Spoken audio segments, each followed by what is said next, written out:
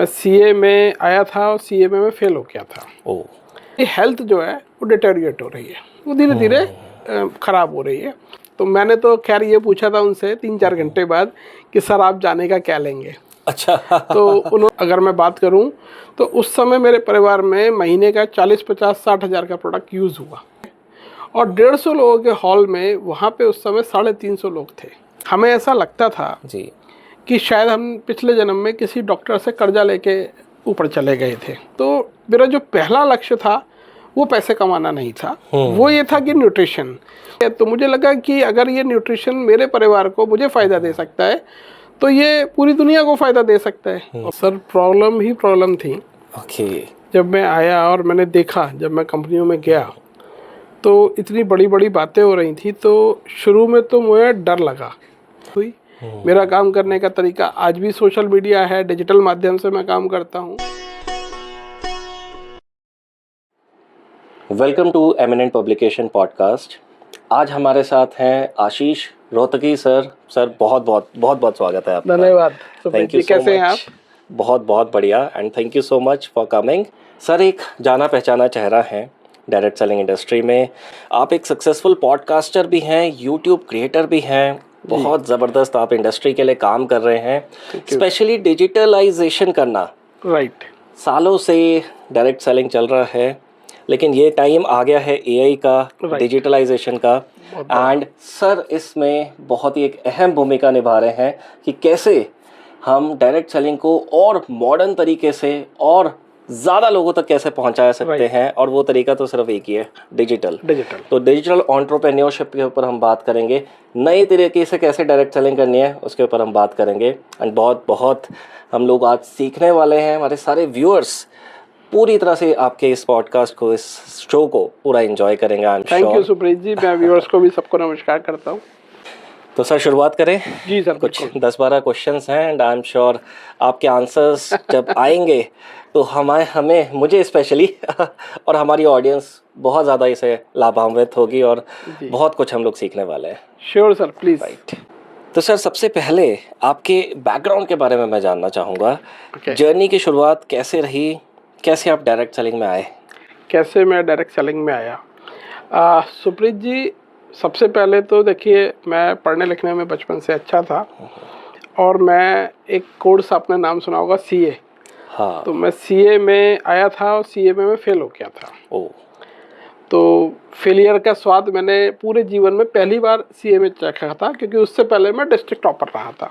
अच्छा, ओके। तो मैंने अपना कैरियर शुरू किया, फिर मैंने जॉब शुरू की। मैं टेलीकॉम में मैंने जॉब की करीब 12 साल। और टेलीकॉम की जॉब छोड़ने के बाद मैंने अपना बिजनेस चालू किया। इस पूरे ड्यूरेशन में जो एक चीज़ थी वो ये थी कि मुझे ऐसा लग रहा था कि मेरी हेल्थ जो है वो डिटेरियोरेट हो रही है, वो धीरे धीरे ख़राब हो रही है। मैं थक जाता था, थकान बहुत होती थी। जब मैंने अपना बिजनेस चालू किया तो सोचा तो ये था कि कुछ रिलैक्स होऊंगा। तो मैं पैसा तो बना रहा था, लेकिन पैसे के साथ साथ मुझे फिर लगा कि मैं और ज़्यादा धीरे धीरे सेहत अपनी ख़राब कर रहा हूँ। मेरे पास टीम थी, सब कुछ था, लेकिन जो नौकरी में छुट्टी थी वो भी ख़त्म हो गई थी। तो उस समय जाने अनजाने एक डायरेक्ट सेलर मेरे पास आया, एक इंटरनेशनल कंपनी का प्रोडक्ट लेके। और पहली बार मुझे कोई डायरेक्ट सेलिंग के व्यक्ति ऐसे आए जिन्होंने समझदारी से मुझसे बात की और उन्होंने एक प्रोडक्ट मुझे दिया। तो मैंने तो खैर ये पूछा था उनसे 3-4 घंटे बाद कि सर आप जाने का क्या लेंगे। अच्छा। तो उन्होंने कहा कि ये प्रोडक्ट खरीद लो। तो मैंने वो प्रोडक्ट खरीद लिया। उन्होंने कहा साथ में ये फिजिकल फॉर्म भी भर दो। तो मैंने वो फॉर्म भी भर के उन्हें दे दिया। तो मुझे पता चला कि मैं एक डायरेक्ट सेलिंग में ज्वाइन कर चुका हूँ। उस प्रोडक्ट ने कुछ कमाल दिखाया। उस प्रोडक्ट से मुझे फ़ायदा हुआ, मेरी मदर को फ़ायदा हुआ। तो मैं उस कंपनी के प्रोडक्ट का यूज़र बन गया, और अच्छा वाला यूज़र। मतलब अगर मैं बात करूं तो उस समय मेरे परिवार में महीने का 40-50-60 हज़ार का प्रोडक्ट यूज़ हुआ घर के अंदर। फिर एक दिन वो ज़बरदस्ती मुझे एक मीटिंग में ले गए, जिसमें वो गाड़ी लेके आए। उन्होंने गाड़ी में मुझे बिठाया और ले गए। तो वहाँ कुछ ऐसा मंजर था, जैसे अभी हम मई के महीने में रिकॉर्ड कर रहे हैं, तो वो भी मई का ही महीना था और 150 लोगों का हॉल था और 4 एसी थे, जिसमें से 2 ख़राब हो चुके थे। और 150 लोगों के हॉल में वहाँ पे उस समय 350 लोग थे। अच्छा। और जो मेरे साथ जो मुझे लेके गए थे वो स्पीकर थे, उन्होंने बोलना शुरू किया।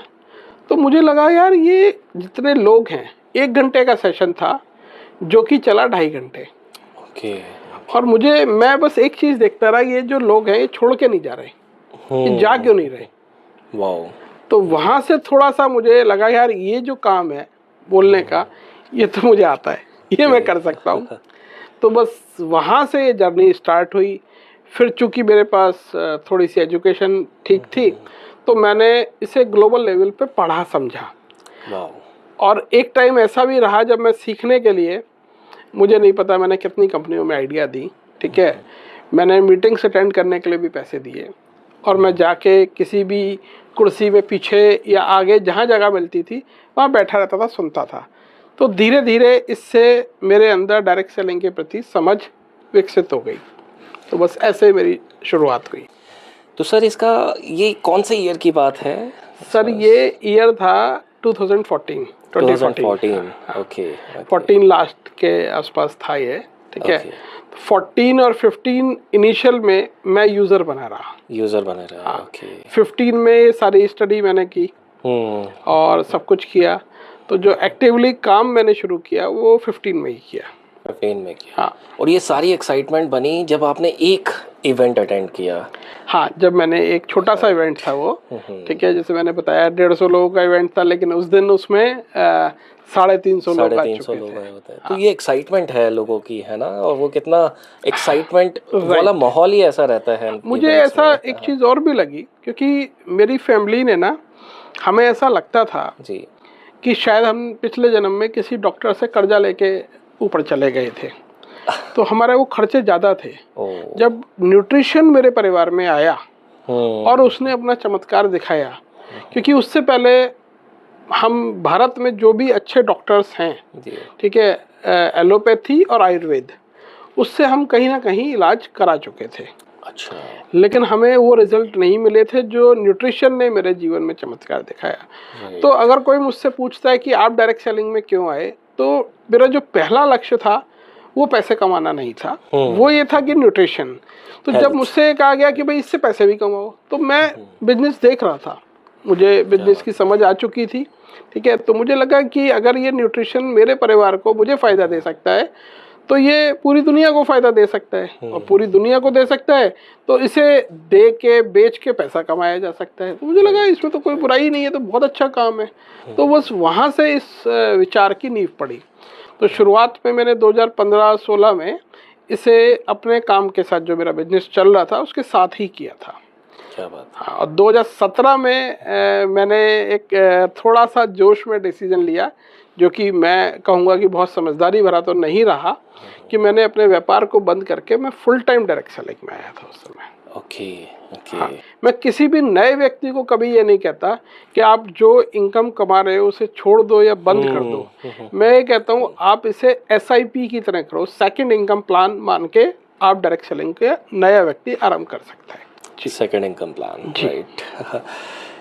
जो आपने इवेंट की बात की, मुझे भी एक पुराना टाइम याद आ गया, और यही शायद 17-18 का या उससे पहले का टाइम रहा होगा। हॉल खचाखच भरा हुआ। दोस्त ने बताया नहीं कि वो डायरेक्ट सेलिंग इवेंट पे लेके जा रहे हैं, और वहाँ आए थे सोनू शर्मा जी। तब से मेरा और पब्लिक स्पीकिंग का इंटरेस्ट बढ़ा। सोनू शर्मा जी जिस तरह से बोले स्टेज पे, उनके पास देखिए पर्सनालिटी तो करिश्मेटिक है। हाँ। तो इसलिए मेरा भी इंटरेस्ट बना कि भाई ये एक ऐसा स्टेज देता है डायरेक्ट सेलिंग जहाँ पे आपको खुलकर जीने की आज़ादी मिलती है। एंड साथ साथ जो आपने प्रोडक्ट की बात तो बहुत ही अच्छी कही। हमें अच्छे प्रोडक्ट, हेल्थ केयर प्रोडक्ट्स का यूज़र बनकर हम अपनी हेल्थ को, अपनी फैमिली की हेल्थ को अच्छा बना सकते हैं। देखिए, मैं हमेशा जब भी बात होती है तो मैं डायरेक्ट सेलिंग को प्रोडक्ट के साथ ही रखता हूँ, और I am a product of a product. क्योंकि अगर वो जो प्रोडक्ट मेरे पास आया था, अगर उसने कमाल नहीं दिखाया होता तो मैं आज डायरेक्ट सेलिंग में नहीं होता। अगली बार मैं उस व्यक्ति को एंटरटेन ही नहीं करता, चाहे वो मुझे ये बताता कि आप अरबपति बन सकते हो, तब भी मैं उसे एंटरटेन नहीं करता। राइट। तो पहली चीज़ डायरेक्ट सेलिंग में यही ज़रूरी है कि राइट प्रोडक्ट। सर ये सुन के बड़े अच्छा लगा कि आपने इंडस्ट्री को सीखा। जी। सीखने के बाद भी कुछ प्रॉब्लम्स रही होंगी, आई am sure. Sir problem he problem थी। जब मैं आया और मैंने देखा, जब मैं कंपनियों में गया तो इतनी बड़ी बड़ी बातें हो रही थी, तो शुरू में तो मुझे डर लगा कि यार क्या मैं भी इस इंडस्ट्री में सरवाइव कर सकता हूँ। तो जब मैंने देखा तो मैंने देखा कि यहाँ तो बड़े बड़े दिग्गज हैं और भीड़ बहुत है। तो मुझे लगा कि या तो ऐसा ना हो कि मैं इस भीड़ में खो जाऊं, या ये जो दिग्गज हैं ये तो सब इतने ज़्यादा मतलब अच्छी बातें बोल लेते हैं, इनके पास नॉलेज है, वो सब कुछ है, तो ये मैं कैसे क्रिएट करूं। तो मेरे पास लेकिन कोई रास्ता नहीं था। लेकिन उस समय एक वरदान की तरह मेरे लिए साबित हुआ सोशल मीडिया। और मुझे सोशल मीडिया ने हेल्प की। मैं आया, अपनी बातें जो हैं, मन की बातें जैसे कह सकते हैं, तो कहीं ना कहीं वो परिवार के संस्कार थे कि मैंने लिखना शुरू किया। फेसबुक नया नया आया था उस समय, लोग ज़्यादा यूज़ नहीं करते थे। तो मैंने 2015-16 हाँ 15-16 आ चुका था फेसबुक, उससे बहुत पहले। फेसबुक तो मैं 11 से यूज़ कर रहा था, लेकिन यूज़र बहुत कम, यूज़र कम थे और वो चीज़ नहीं थी। उस समय तक इंग्लिश में चलता था, डायरेक्ट सेलिंग में जो भी लिखता था वो सब इंग्लिश में लिखते थे। और मैंने ये देखा कि इंटरनेशनल जो स्पीकर्स हैं, राइटर्स हैं, उनकी बातें कॉपी होके वहाँ पे पेस्ट हो रही थी। तो मैंने जब लिखना चालू किया तो पता नहीं अंदर से कुछ बात आती चली गई, तो मैं हिंदी में लिखने लगा। और तब मुझे पता चला कि मैं हिंदी में लिख सकता हूँ। और मैं इतना ईमानदारी से मैंने काम किया कि मेरे अंदर जो भी था, अच्छा बुरा, मैंने वो लिखा। जो मुझे लगा वो मैंने लिखा। और लिखते लिखते मुझे मेरे दोस्त बनते चले गए, कुछ लोग मेरे विरोधी भी बने, लेकिन मुझे सबसे सीखने को मिला। और फिर मुझे धीरे धीरे अच्छाई बुराई जो प्रैक्टिकल की समझ है वो आई, और लेकिन मेरा काम चलता चला गया। हाँ। तो लोग आने लगे, लोगों ने मुझे अप्रोच किया, प्लान दिखाना मैं सीख चुका था, मैंने वो दिखाए, और दिखाते दिखाते मेरा रास्ता जो है आराम से तय हो गया। नाइस। ये बहुत अच्छी बात है कि डिजिटल मीडिया में ये सपोर्ट इस तरह से करता है कि हमारा मैसेज हज़ारों लोगों तक पहुंच जाता है, right, at one go. Right. बस वो अप्रोच और वो राइट अप सही होना चाहिए, कंटेंट अच्छा होना चाहिए। देखिए क्या होता है, डिजिटल मीडिया पे भी आपको वैसे ही रहना पड़ेगा जैसे आप वास्तव में हैं। क्या बात है। ठीक है, तो अगर आप जो हैं और आप सोशल मीडिया पे कुछ और शो कर रहे हैं तब वो काम नहीं करेगा। ठीक है, लेकिन अगर आप जैसे हैं, तो मैंने बताया कि दोस्त भी बने और विरोधी भी बने, बने सब, लेकिन उससे मुझे बिजनेस करने में आसानी हुई। मेरा काम करने का तरीका आज भी सोशल मीडिया है, डिजिटल माध्यम से मैं काम करता हूँ। और ऐसा नहीं है डिजिटल का मतलब, जैसे मेरी ज़्यादातर लोगों से जो मुलाकात हुई पहली बार या बात हुई वो सोशल मीडिया से हुई। फिर तो उसके बाद मुझे आता है कि उनसे मिलना है, बातें करनी है, वो बातें करनी आती हैं। क्या बात है। और सोशल मीडिया ही एक रीज़न है जिस वजह से आप एक जाना पहचाना एक चेहरा बन चुके हैं। हाँ, शायद ही कोई ऐसी इंडस्ट्री में बिजनेस ओनर है जो नहीं जानता हो, या टॉप लीडरशिप की बात करें, एवरीवन नोज यू। ये पावर है सोशल मीडिया की। हमारा जो बिजनेस है उसका एक नाम है नेटवर्क मार्केटिंग। राइट। तो जब से मैंने बोला कि जिस समय चैलेंज था, तो ये चैलेंज था कि मैं अपने आप को क्या करूं, कि कोई और तो मेरे बारे में बात करेगा नहीं जी। तो मार्केटिंग का मतलब है, आज मैं कह सकता हूं कि अगर आप इंडिया में डायरेक्ट सेलिंग में बात करेंगे, तो अगर किसी को भी मार्केटिंग सीखनी है तो उसे मुझसे सीखना चाहिए। और लेकिन ये आसानी से नहीं हुआ, ये संघर्ष हुआ। ठीक है, मुझे चीज़ें नहीं आती थी, सोशल मीडिया पे क्रिएटिव बनाना नहीं आता था। तो आपको मैं बताता हूँ, मैंने एक्सेल से बनाया। अच्छा। ठीक है, शुरुआत कैसे हुई कि एक्सेल पे मैंने पोस्टर बनाया, फोटो पेस्ट करके उस पे लिखा, फिर कैनवा आया। ठीक है, आज की डेट में मैं अगर काम कर रहा हूँ, ठीक है, आज सुबह मैंने 5 क्रिएटिव बना दिए, कितने देर में, 10 मिनट में, चैट जीपीटी से प्रॉम्प्ट देके। ठीक है, तो समय बदल रहा है, लेकिन शुरुआत करनी पड़ी। ठीक है, लिखना है। पहले मैं लिखता था, पहले मुझे कई बार मेरी लंबी पोस्ट होती है तो मैं पोस्ट लिखने में मैंने 1-1 डेढ़ घंटा बिताया है। अब AI मॉडल है, LLM है, ठीक है, चैट GPT है, जेमिनाई है, डीप सीक है, मैं किसी से भी लिखवा लेता हूँ, लेकिन शुरुआत करनी पड़ेगी। शुरुआत मैं भी आपके पोस्ट देखता रहता हूँ और मुझे नहीं लगा था कि वो अपने 5 मिनट में या इतने कम समय में बना दिए होंगे। एंड जैसे टाइम भी बदल रहा है, अब हम लंबे कंटेंट पढ़ना नहीं पसंद करेंगे, लेकिन आपके जो क्रिएटिव बनते हैं और क्या ज़बरदस्त वो स्टेटस पे बैक टू बैक आ रहे होते हैं, एंड उससे पता चलता है कि डायरेक्ट सेलिंग कर रहे हैं तो आशीष सर कर रहे हैं। सर देखिए, जब मैंने बोला मार्केटिंग, तो मार्केटिंग में प्रमोशन करना हमारा काम है। हमारा काम है। 2 शब्द मैं बोलता हूँ, कोई पूछता है सेल्स करनी पड़ेगी, मैं यस करनी पड़ेगी, क्योंकि हम परफॉर्मेंस बेस्ड इकोनॉमी में हैं, ठीक है। परफॉर्मेंस बेस्ड इकोनॉमी का मतलब ही ये है कि मैं परफॉर्म करूंगा, सेल निकलेगी तो मुझे उससे बदले में पैसा आएगा, ठीक है। तो प्रमोशन तो मेरा किसी भी डायरेक्ट सेलर का सबसे बड़ा काम है। पहले क्या था, पहले लोग क्या खंभों पे स्टिकर चिपकाते थे। मैं किसी डायरेक्ट सेलिंग कंपनी का नाम नहीं लूंगा, वो उन्होंने बहुत मेहनत की है, उन्होंने पर्चे बांटे हैं। ऐसे लोग मिले मुझे जिन्होंने बताया कि सर हमने तो मेट्रोज में जाके या रेलवे स्टेशन पे, बस स्टैंड पे जाके पैम्फलेट्स बांटे, हमने विजिटिंग कार्ड बांटे हैं। अच्छा सर, कुछ लोग आज भी उसे अपना रहे हैं। तो मैं कहता हूँ आज गलत है, ये आज गलत है, राइट, ठीक है। आप अपने आप को स्किल इन्हांस कीजिए। देखिए डायरेक्ट सेलिंग चल रही है बहुत सालों से, लगभग 30 साल इस देश में हो गए, लेकिन कंटेंट क्रिएशन वाले तो अभी आए हैं। कंटेंट क्रिएशन से बहुत लोग करोड़पति अरबपति बने हैं, बिल्कुल, ठीक है। तो उन्होंने कहीं ना कहीं अपनी स्किल को इन्हांस किया, पहले चालू किया, फिर वो आए। तो मैं तो डायरेक्ट सेलर से सबसे ये कहता हूँ कि आपको डिजिटली काम करना पड़ेगा। आपके पास चॉइस नहीं है, आपकी मजबूरी बन चुका है, क्योंकि पिछले 30 सालों में सब हर काम करने का तरीका जो है वो बदल चुका है, ठीक है। पहले जब मैं सुनता हूँ पुराने डायरेक्ट सेलर से, आपको बड़ा अजीब लगेगा ये सुन के, मैं किसी से बात कर रहा था और वो ऐसे व्यक्ति हैं जो पिछले 27-28 सालों से डायरेक्ट सेलिंग में हैं। बोले आपको पता है हमारे संघर्ष? मैं कहा नहीं सर बताइए।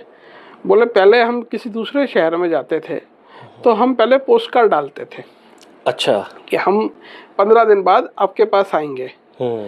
बोला अगर पोस्ट कार्ड उसे मिल गया तो हमारी किस्मत, और नहीं मिला तो उसकी किस्मत। मैंने कहा उसकी किस्मत? बोले हाँ, उसे हमारा सामान नहीं खरीदना पड़ता ना फिर। तो आज आप देखिए कम्युनिकेशन कितना इजी हो गया, ठीक है। मैंने 2017 में पहली बार जूम यूज किया था, ओके, और मैंने तब पहली बार ये बोला डिजिटल नेटवर्क मार्केटिंग वर्ड। उस समय टिकटॉक चलता था भारत में, राइट। तो मेरे पास ना बच्चों की एक टीम थी, उन्होंने 2018 या 19 की बात है ये वाली, उन्होंने ऐसे ही मेरा एक वीडियो बना दिया और मैंने उसमें हंसते हुए कहा कि अब चलेगी डिजिटल नेटवर्क मार्केटिंग। क्या बात? वो टिकटॉक पे वायरल हो गया, अच्छा, ठीक है, और सोशल मीडिया पे बिल्कुल बुरी तरह से वायरल हुआ। तो लोगों ने मेरा मजाक उड़ाया उस समय, क्योंकि वो हंसते हुए था, कॉमिक अंदाज में था।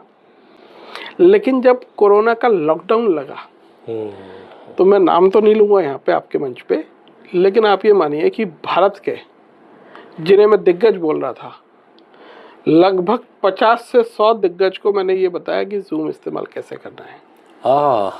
जिनके पास टीम थी हजारों की, लाखों की, ठीक है। और मुझे लगा ये मेरा काम है, क्योंकि देखिए वो भी मेरे कलीग हैं, ठीक है। तो मुझे लगता है कि जब कोई भी इंसान सीखता जब वो किसी दूसरे को सिखाता है। तो मुझे ईश्वर ने मौका दिया, मैंने उसका उपयोग किया। आज मेरे ख्याल में छोटे से छोटा लीडर भी ऐसा नहीं होगा जो जूम का इस्तेमाल नहीं कर रहा हो, करेक्ट। और आने वाले समय में आप देखेंगे कि जो ये LLM है, या मेरे एक पॉडकास्ट पे गेस्ट आए थे, उन्होंने बोला सर आर्टिफिशियल इंटेलिजेंस भी पुरानी चीज़ होने वाली है। The next level is synthetic SI, synthetic intelligence, ठीक है। हाँ, तो बोले उस समय तो जीतना इंसान को सर्वाइवल के लिए जीतना पड़ेगा, तो आपको करना पड़ेगा। अब ये देखिए ना कि अगर मैंने ये बोला कि आज मैं एक क्रिएटिव जो है वो चैट GPT से बना रहा हूँ,